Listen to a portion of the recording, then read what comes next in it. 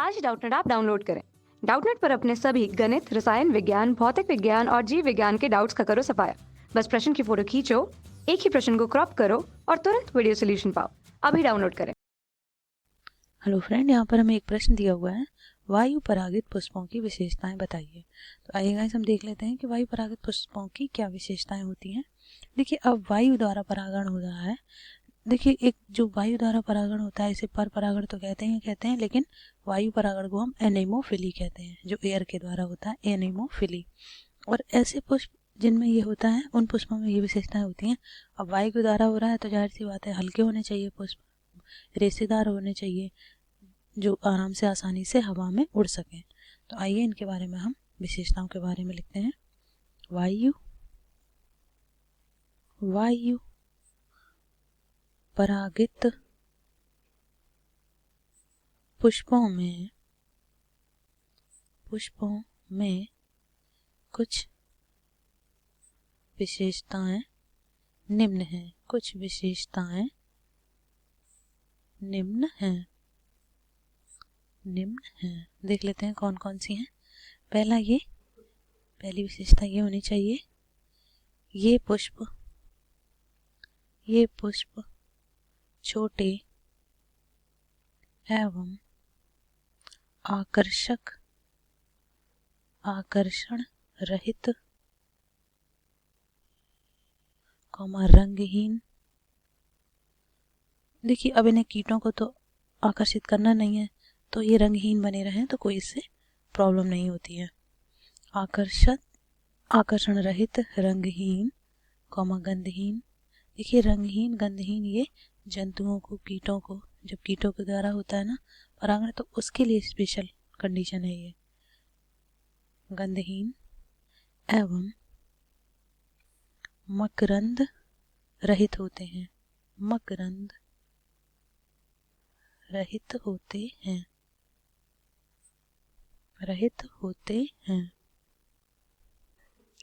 दूसरा इसमें देख लेंगे, दूसरा क्या हो जाएगा। दूसरी विशेषता ये हो जाएगा कि ये पुष्प प्रायः एक लिंगी होते हैं। ये पुष्प इरेज कर लेते हैं, गलत लग रहा है ये देखने में। ये पुष्प प्रायः एक लिंगी होते हैं। एक लिंगी, यूनिसेक्सुअल होते हैं। एक लिंगी होते हैं। दैट इज मेल और फीमेल फ्लावर अलग अलग प्लांट में। दो लिंगी फ्लावर वो होते हैं जिनमें एक ही फूल में दोनों मेल और फीमेल पाए जाते हैं भाग। ये एक लिंगी में पाए जाते हैं।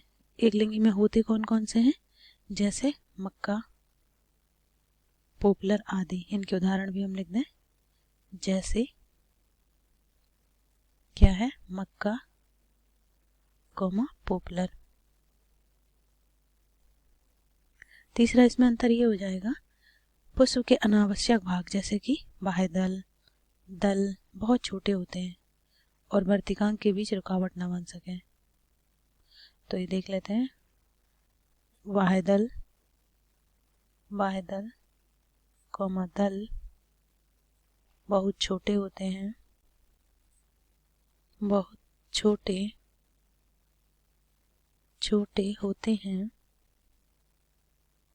होते हैं, जिससे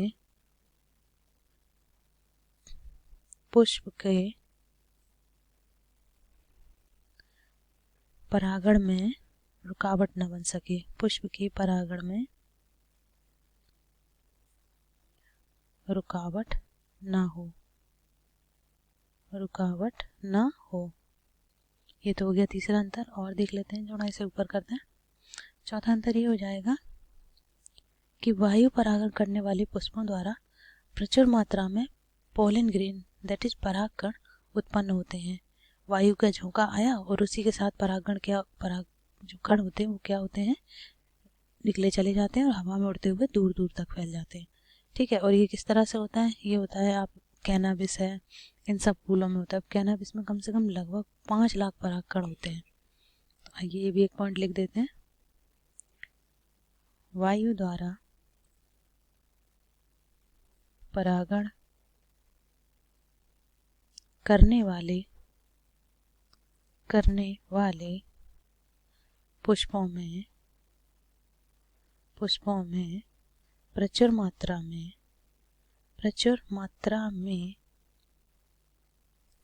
परागकण पाए जाते हैं। परागकण या जिसे हम क्या बोलते हैं, पॉलन ग्रेन्स पाए जाते हैं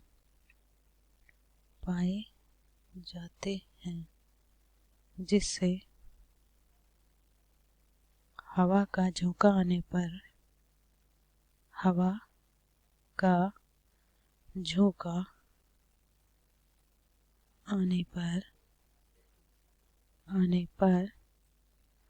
पराग दूर दूर तक फैल जाते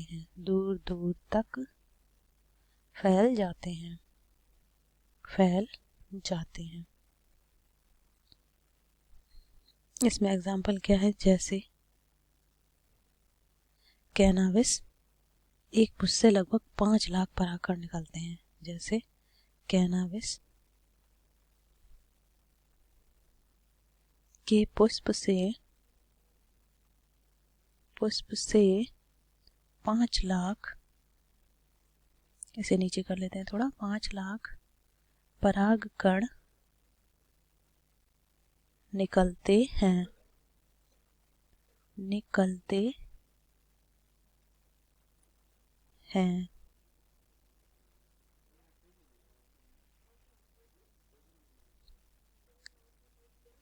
और देख लेते हैं, पांचवा ही हो जाएगा इसमें अंतर, कि पांचवा अंतर ये हो जाएगा कि इनके वायु परागण में पुष्प हल्के होते हैं, शुष्क एवं छोटे होते हैं। इसमें एग्जाम्पल कौन कौन सा आएगा देखते हैं। इसका उदाहरण हो जाएगा, उदाहरण है चीड़, ये आसानी से उड़ सकता है। इन पुष्पों में देख लेते हैं एक और अंतर, इसमें 6 अंतर इसमें ये हो जाएगा, इन पुष्पों में वर्तिकाग्र लंबा रोमयुक्त एवं पुष्प से बाहर निकला होता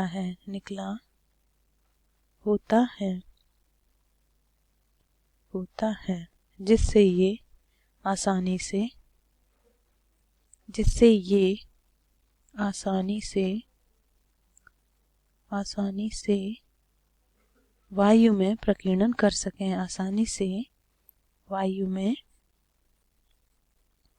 प्रकीर्णन कर सकें।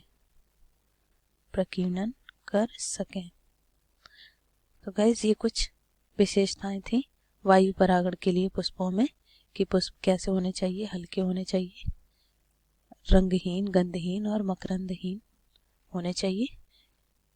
तो ये जो कुछ पुष्पों में विशेषताएं होनी चाहिए जिससे कि वायु परागण आसानी से हो जाता है। आई होप ये प्रश्न आपको समझ आ गया होगा। Thank you guys. कक्षा 6 से 12वीं से लेकर नीट, IIT, JEE वो एडवांस के लेवल तक 1 करोड़ से ज्यादा छात्रों का भरोसा। आज ही डाउनलोड करें डाउटनेट ऐप या व्हाट्सएप करें अपने सारे डाउट्स 8400 400 400 पर।